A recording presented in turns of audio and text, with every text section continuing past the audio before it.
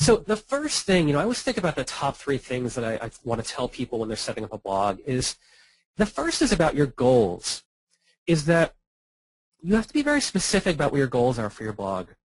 So I work with a lot of writers and a lot of bloggers, and a lot of them have very vague sense of what their goals are. They just want to share, or they just want to have the book published, or they just want to reach people. And these are the people that will most often end up being disappointed because they haven't really set out a clear vision of what they hope their blog to do. Yes, you can get lucky, and some of the examples I gave before are those people getting lucky. But these were also people blogging 6 or 7 days a week, putting in hours a day into doing that. And there's a way to find success without that kind of commitment as well. So in the beginning, you've got to think about, well, what are the benchmarks for success? What do you hope happens here? You've got to actually envision not just what success looks like, but what are the milestones on that path to success? What are your time frames for doing that? So how much of a deadline do you need to set for yourself for these different things? If you're into, we'll talk about analytics at the end, but how do you measure if it's working or not? I think a lot of us can put a lot of effort into our blogs, writing a post 3 times a week, getting some comments, getting some feedback, and think, gee, this is good. Unless you're really critical about where you feel you need to be, it's too easy to settle that, good is good enough, instead of pushing yourself further and further to think of new ways to expand. So we'll talk a bit about, quantitative and qualitative measures of that. Big piece of, question I always have from bloggers is how to manage everything. That they have a day job, they have a family, they have hobbies. How do they manage this while they're getting started? And the key thing, I think, is that your biggest resource is not time, it's motivation. That, people who are really passionate are able to do more in an hour than people who are just kind of making this a job. So keeping yourself motivated is so critical in this process. And we'll talk a lot about that, too, in terms of reaching out to other people and building relationships. The second thing is you need a really clearly defined purpose. This is another thing that I'm always surprised that people have not really thought through. They'll hire me, they'll work with me, and the first question will be, what are your goals and what is your purpose?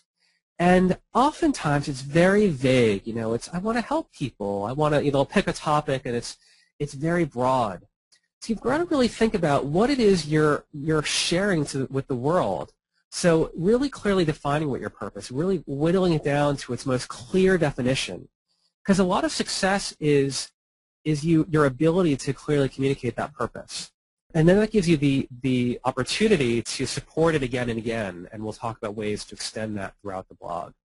When people come to your blog, when people find you in any form online, you have a fraction of a second, or maybe a second or two, to really engage them, for them to understand who you are and what you're about and what use you're going to be to them. So an interesting example, and I'll be using these throughout the presentation. I'll be using some examples of what you've submitted to your blogs. I won't be doing full critiques in the presentation. I'll just be giving examples to kind of illustrate certain points. You'll give a split second to think, is this for me?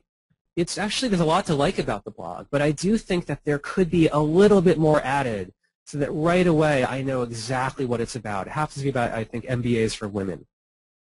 Here's another blog that was submitted, ispeakmytruth.com.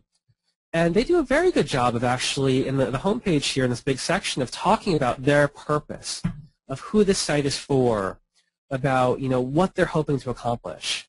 I always think this can be really honed again and again. Is there a way to do this? This is about 325 words in the middle here. Can we do it in 200 words? Can we do it in 100 words? That sort of thing. Very clearly right away, showing people this is what I'm about. This is why you're here. This is why I hope you stay. The third thing that people are often very vague about, and is really, if you don't have this, you're not building your blog in a very strong footing, is understanding who your audience is. Again and again, I got this again this week from a group from different writers I work with, is they're so vague. It's something like, who's your audience? Women ages 25 to 50, women who like chick lit, anyone who loves a good story.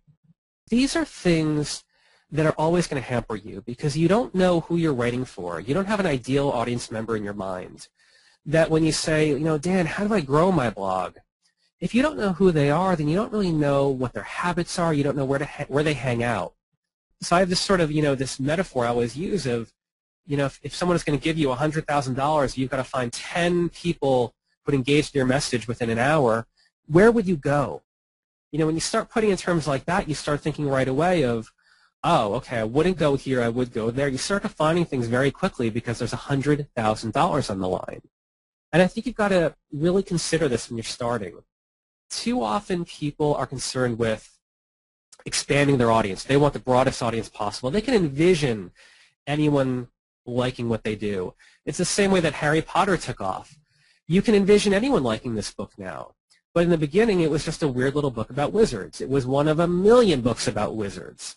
So you've got to think about what's the core group that you're starting with? Where is that wonderful little community that already exists that you can start building inroads to? And when you're talking to them, how are you framing things in terms of the benefit to them? Not just, hi, my name is Dan, and this is my blog, and this is why I named it what I named it, and this is why I'm blogging. This sort of long, story about me. And we'll talk a bit more about this later on. So there are a lot of things you can do here for this. I'm a big fan of, what more formally is called market research. So when you're entering the market, when you're doing a blog, when you're thinking about optimizing your blog, is doing a competitive analysis, is really getting out a spreadsheet or a list of paper, something like that, and really looking at who else is doing the same thing as you. They're not really competition. I actually tend to think of them as friends, that these are people as passionate and focused as you are, who has the audience that you want or you're both trying to reach. So these should actually be people that you want to be reaching out to. But there's so much to learn from people who are doing what you're doing or have done what you've done. And I think it's important to look at what they're doing, to really analyze why they're doing things, how you're different, whether it's good that you're different or bad. I think it's important to always be asking people what they want. So for the three people I mentioned earlier, Barbara, Jenny, and Betsy, these are people who are constantly talking about the same topic as their blog.